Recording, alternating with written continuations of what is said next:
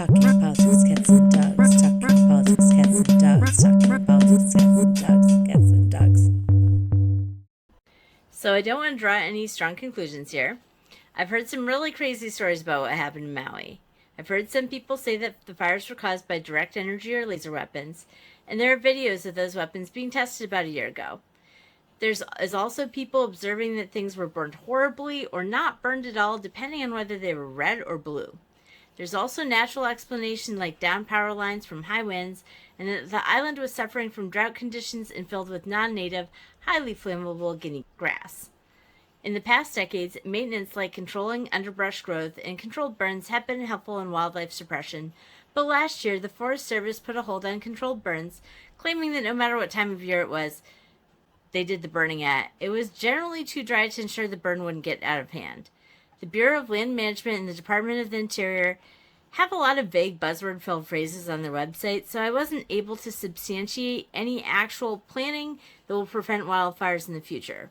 However, the Interagency National Fire Center website can tell you all the statistics on large fires and how much burns every year, so we can get a solid grasp that it's a problem. But there's a reason that anytime there's a disaster, people turn to conspiracies, and we all get a reminder of that when we walk in the grocery store and we see how cheap bananas are. The reason bananas are cheap is because we put puppet governments into countries that grow them to help Chiquita, which used to be United Fruit Company.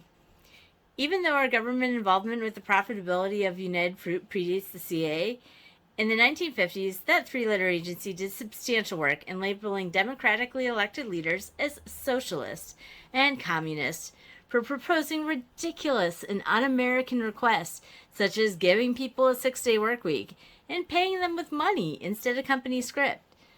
Those countries also wanted land that the company owned and wasn't using to be returned to the natives, and that was just as socialist as giving land to our Native American populations. What are they thinking? South American banana republics such as Guatemala and Costa Rica are still extremely poor today, and bananas are still cheap. And WhiteHouse.gov still has a fact sheet on the U.S. Guatemala Corporation from 2021, so we clearly still have our sticky little fingers up into the Guatemalan government. During Desert Storm, many people complained that our primary motivation for getting involved was the Bush family's oil investment, and people also say the reason we're involved in Ukraine is the Biden's investments. And even if we have other motivations, it would be an almost impossible task to prove those people are wrong. Because even though we might have other motivation, those investments are public record. And the wars that we're fighting do improve or retain their value. So what I'm saying is whether conspiracies prove true or not, it's ultimately the fault of the United States government that they keep propagating. In the same way, if you're a woman and you go and sleep with all your coworkers, people are going to call you a slut. You can argue that you have a right to make your sexual choices, just like our intelligence agencies have made choices about what defending American interest means. But in both cases, you know people are not going to respect you. And they're going to assume the worst about you. And they're going to assume that you lack character. Many people are now familiar with the FBI's assassination of Fred Hampton.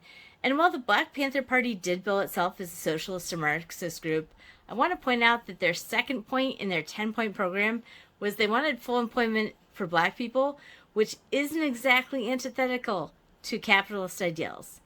But a government agency shooting a man who had been secretly drugged by his associate in the head while he lay next to his pregnant wife in bed does make people think the government is ridiculous in the way it conspires to take people out that oppose it. Although there is debate about how purposeful it was to hurt black inner city communities, the CAA was the financial beneficiary of the Contra sale of cocaine, which is a revelation that would definitely undermine trust in the government. My opinion is that if the CAA couldn't figure it out where the drugs were going and the effect we're having, they weren't very good at tracking information.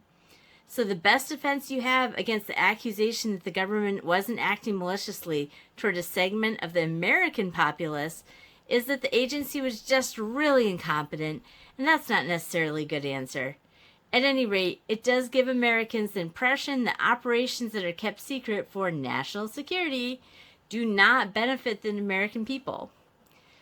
We also know that the government acted maliciously toward American citizens in the Tuskegee experiment, a government medical experiment started in 1932 with 600 black men to study syphilis, during the course of which they discovered a way to treat the disease, but refused to give it to the participants. This atrocity is often cited as the cause for black Americans not trusting the government, but it's also a good reason for anyone not to trust the government, because even though racism is cited for the reason why this happened, the people involved knew they were harming American citizens and they knew it was wrong. If racism had been that big a motivation and it wouldn't happen to anyone other than black people, the researchers wouldn't have kept it a secret until it was leaked to the public in 1972 and immediately shut down. I would argue that even in a fairly racist time period, white Americans wouldn't have been okay with this being done to blacks, because they knew the question would be, is my community the next to be experimented on? Maybe, if you're poor. So I'm not going to go into any more of a dive as to the historical reasons why people might think the U.S. government might harm its own citizens for private profit.